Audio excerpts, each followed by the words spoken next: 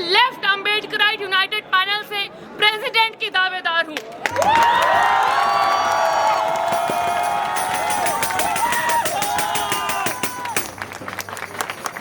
सबसे पहले अपना स्पीच शुरू करने से पहले मैं आप सबको बताना चाहूंगी कि कुछ ही घंटे पहले हमें ये खबर मिली कि कश्मीर के पहलगाम में एक टेररिस्ट अटैक हुआ। तो साथियों, हम यहाँ पे सब एक साथ मिलकर, मैं यहाँ पे खड़ी हूँ, हम कंडोलेंसेस देते हैं उन सभी टूरिस्ट को जो वहाँ पर थे, जो मर गए, जो इंजर्ड हैं और जिस तरह से उनकी फैमिलीज इस तरह से सदमे में है। मैं चाहती हूँ कि हम सब मिलकर इस जो हमारी केंद्र की सरकार है उससे सवाल उठाएं कि साल पर साल कश्मीर का मुद्दा वही का वही क्यों है।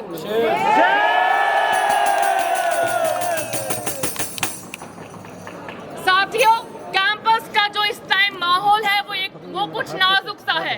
आपको पता है, हम यहाँ खड़े हैं जेएनयू के चुनाव के बारे में बात करने, पर ईसी की जो हरकतें रही, जो ईसी को एबीवीपी के थ्रू थ्रेटन करने की हरकतें रही हैं, वो हम सबसे छिपी नहीं है। हमने देखा है किस तरह से एबीवीपी ने बार बार ईसी को थ्रेटन किया है, ईसी को हॉस्टेज बनाया है।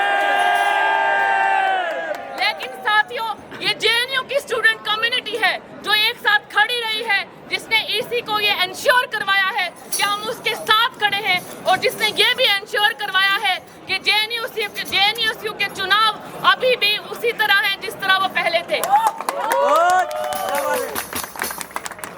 आपके इस हौसले के लिए, मेरे और आपके इस हौसले के लिए मैं आप सबको अपना क्रांतिकारी इस्तकबाल पेश करती हूँ।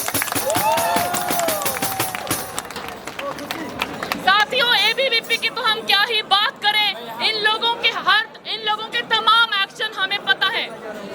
हम इस बात से भूले नहीं हैं कि ये वही लोग हैं जो जब 9 साल की आसिफा को जम्मू कश्मीर में रेप और मर्डर हो जाता है तो ये कल्प्रिट्स के साथ कंधे से कंधा मिला के चलते हैं।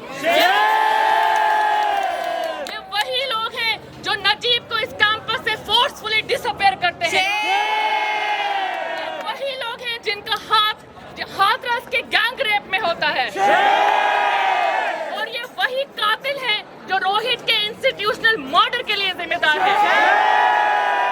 साथियों, आज मैं आप सबके सामने और हम सब उस 9 साल की बच्ची के लिए, उस रोहित के लिए, उस नजीब के लिए हम सब एकजुट खड़े हैं और एबीवीपी को ये जवाब देंगे, बीजेपी आरएसएस को ये बताएंगे कि हम उनके लिए ये लड़ाई जितनी लंबी चले हम ये लड़ाई लड़ेंगे।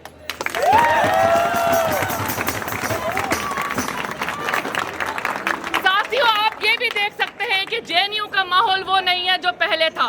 पहले एक समय था जब जेएनयू में खुलेआम रात को सड़कों पे महिलाएं घूमा करती थी, लेकिन आज हम देख रहे हैं कि चाहे वो हमारी क्लास का व्हाट्सएप ग्रुप हो, चाहे वो यहाँ की रोड्स हो, किस तरह से महिलाओं के लिए एक डर का माहौल पैदा किया है। वो कौन पार्टीज है, वो कौन लोग हैं जो कैंपस का ये माहौल बदल रहे हैं। तो साथियों, मैं आपको 2018 की बात याद करवाना चाहूंगी, जब 6-7 लड़कियां एक आरएसएस, एक संघी प्रोफेसर अतुल जोरी के खिलाफ कंप्लेंट फाइल करने जाती है, तो वो कौन सी संस्था है जो उस रेपिस्ट को, उस संघी प्रोफेसर को शील्ड करता है। साथियों, हम सबको पता है वो कोई और नहीं, यही अखिल भारतीय विद्यार्थी परिषद था। ये वही लोग थे जिन्होंने इस कैंपस से जीएस कैश को गायब कर दिया। और साथियों, हम सबको पता है कि जीएस कैश की लड़ाई कोई एक दिन की लड़ाई नहीं थी। वो आप जैसे स्टूडेंट्स ने, मेरे जैसे स्टूडेंट्स ने इस कैंपस में दिन रात खून पसीना एक करके, संघर्ष करके एडमिन को मजबूर किया था कि वो जीएस कैश को लागू कर दे। जीएस कैश एक एग्जाम्पल है कि स्टूडेंट विक्ट्री क्या होती है, कि जेएनयू की लेगेसी क्या है इस कैंपस में। और जब मैं लेगेसी की बात करती हूँ तो जेएनयू की लेगेसी में जेएनयू का कॉन्स्टिट्यूशन आता है, डेप्रिवेशन पॉइंट्स आते हैं, एंटी फी हाइक प्रोटेस्ट आता है 2019 का। और जेएनयू के आप जिस भी पेपर पर चले जाइए आपको दिखेगा कि कैसे जेएनयू सोशल जस्टिस के लिए हमेशा लड़ा है। साथियों, साल दर साल हम देखते हैं कि जेएनयू को कहने को नंबर 1 यूनिवर्सिटी का खिताब मिलता है। और वो कौन है? वो यही वीसी मैडम है जो अपने शाही महल से बाहर निकलकर बड़े शान और शौकत से नंबर 1 वीसी का खिताब लेने जाती है। लेकिन साथियों, हम देखते हैं कि उस नंबर 1 यूनिवर्सिटी में आप और मुझ जैसे बच्चे टूटे हुए हॉस्टल्स में और ऐसी लाइब्रेरीज में जाते हैं जहां ना पढ़ने को किताबें हैं और ना रिसर्च मैगजीन्स। और जब हम इसी वीसी से अपने हक मांगने जाते हैं तो ये वीसी मैडम बोलती हैं कि फंड्स नहीं है। अगर फंड्स नहीं है तो वो कौन था जो हेफा से लोन्स मांग के लाया? वो कौन था जिसने जेएनयू को ग्रांट कम किया? साथियों, ये लोगों ने ये इसलिए किया ताकि इनके जो आका हैं, इनके जो वो लोग हैं जिन्होंने इनको अपॉइंट किया, वो कहीं नाराज ना हो जाए। साथियों, हम ये भी देख रहे हैं कि स्कॉलरशिप्स का कितना बड़ा मुद्दा है इस कैंपस पे। इन्होंने सिंगल गर्ल चाइल्ड स्कॉलरशिप, इन्होंने मानव को किस तरह से अबॉलिश किया। हमारी वीसी मैडम की साल दर साल जो सैलरी है उसमें 0 ऐड होते हैं और हमारा एमसीएम अभी तक वहीं का वहीं है। मैं ये बोलना चाहूंगी कि अगर आप कुछ नहीं कर सकती, अगर आप में हिम्मत नहीं है, तो हम स्टूडेंट्स के साथ आइए, सड़कों पे उतरिए, हम अपने हक के लिए लड़ रहे हैं, आप भी हमारे साथ आइए। वीसी मैडम, अगर आपसे कुछ नहीं हो रहा है तो हमारे साथ चलिए, आइए कभी एमएचआरडी पे।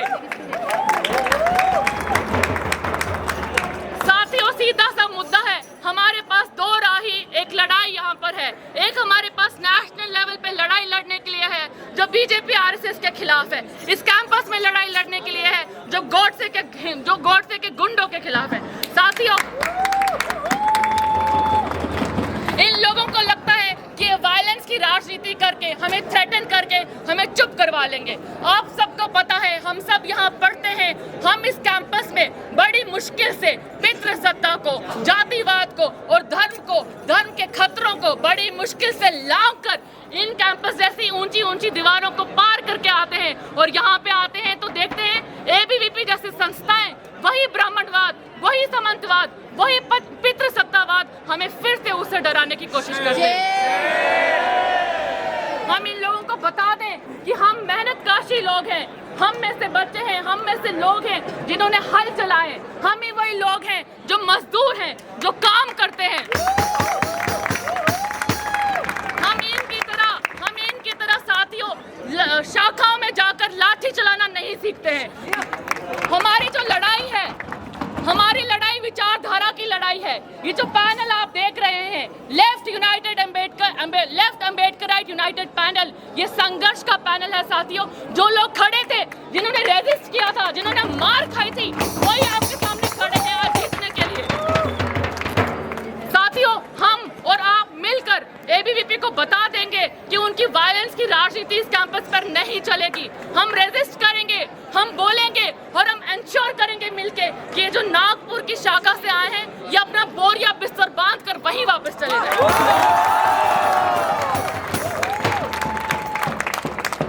साथियों, कितनी बाजू, कितनी जान, कितनी बाजू, कितने सर, गिन ले दुश्मन ध्यान से, हम जीतेंगे हर बाजी अगर लड़ेंगे जी जान से।